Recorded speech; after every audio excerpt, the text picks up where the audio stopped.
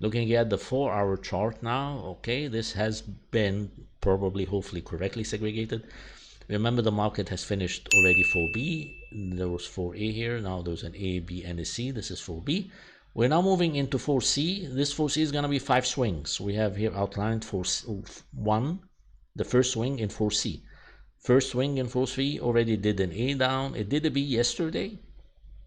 There's still potential. I know it's going down right now, but it's going to be a 1, 2, 3. So there's still potential to test the upper boundary of that leading diagonal. We would sell there, and it's going to be a 1, 2, 3 down. This is going to be C. This is the first leg of 4C. We're going to have 5 of these legs. These A, B, C's here shown in yellow. We're still going to be trading 5 of these legs. That's why the technical picture is very important, probably to comprehend if it is correct. We will be testing if it is correct or not, of course, across the coming 2 to 3 weeks. If the first 2 swings are correct, then probably everything should fit. We'll have 5 swings like these, much more muted, smaller. The market could, of course, do only 3 swings and break out higher or lower just to surprise us, but we'll see. Okay, so we would still want to sell the top of wave B here. We're looking at the same levels. It is the same module. There's no difference. And the target here comes, of course, at 149 as shown, would be the bottom of that first leg in 4C, 149. The stop is here, that yellow arrow. That yellow arrow comes in at 153.5. Entry, you probably get to see 151.7 easily. 152.3, I'm not really sure, but we'll take a look at the market live very shortly. This is the current trade management chart. This is what we're looking at right now. Probably now the market depreciated a bit. We have the current first, that is of course wave B, in which we're going to be selling. So this wave B is going to be a 1, 2, and a 3. 3 itself should be 5 swings. It's a C. It's an advancing wave. It's a growth wave. It has to be 5 swings. All right, we've already done wave 1 and wave 2. There's that wave 3. There should have been some kind of correction, but the market was moving higher. So if we get that correction into 4, this is of course a day trade. You may want to do it or not do it going into the weekend. Remember, this is a Friday. We do not want to hold positions across the weekend, and whatever we're going to hold across the weekend has to be really trending, or I mean the right direction of the market, and in reduced size. So what's really trending is a down move. So we're not going to go buy counter trend and hold that position across the weekend. So of course we would not want to do that. Technically, however, you could have bought earlier at 150.7. This is what's shown here, with a stop at 149.7. all right, this yellow arrow takes us to 152. okay, so at 151.70 and 152.30 we're going to be selling all the way down to 149 and 148. All right, so let's take a look now at the technical, the live market.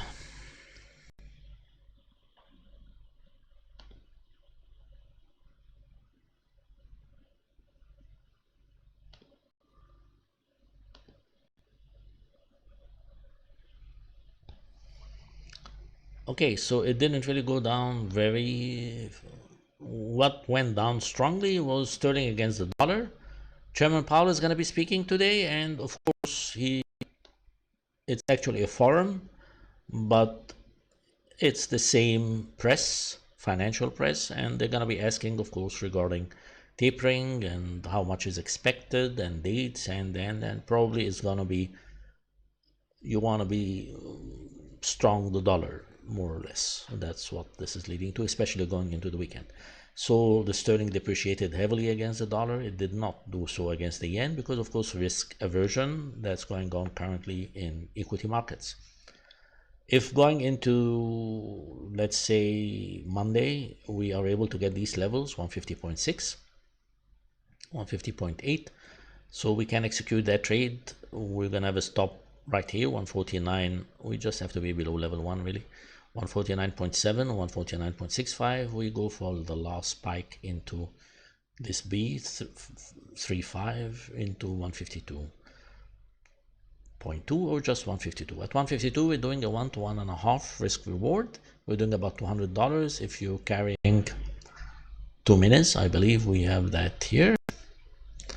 So if we are carrying 2 minutes, yes, at entry 150.7, 150.6, you're looking at $200 risk, 2%, and we're looking at $260 reward. Okay, so why would we want to do that trade on Monday? Why not just wait and sell? Because remember, this is the current market environment. Okay, we'll have to sell and buy at least 3 times, if not more, maybe 5, all the way into next year, maybe even mid next year. So we would want to make the most use of the volatility. Also, always be on the right side of the market in case there is a fundamental breakout in either direction. Equity markets improve, this is going up. The BOE decides to suddenly increase rates, inflation suddenly rises in Great Britain, again this goes up. Doesn't really have to systematically move into that leading diagonal for 5 swings. So it always be, of course, also the reverse could happen, more COVID, God forbid. All right, there could be a crash in equity markets, so you can have, we always want to be on the right side of each one of these swings. That's the breakout, again, could be either way. All right, so to recap on sterling yen, we would wait for this correction down. We're looking at 150.6. This is the most ideal because it's the top of a 1 here. This is a 4, of course. We buy 150.6, 150.65. We go up to 152. Next week we're going to be selling at 152 and even 151.90 and 151.39. We take it down. This is the more this is the primary trade to take. We can take it down all the way to 149.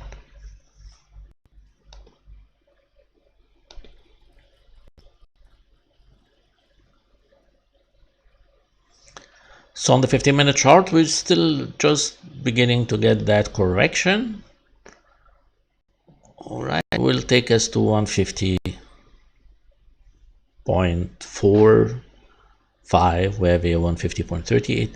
We may want to monitor this throughout today. If we find it that it has bounced at 150.45, this level here, you may consider that you want to buy parts of your size, maybe half, maybe a third, so that going into next week we'll make use of that wave 3-5.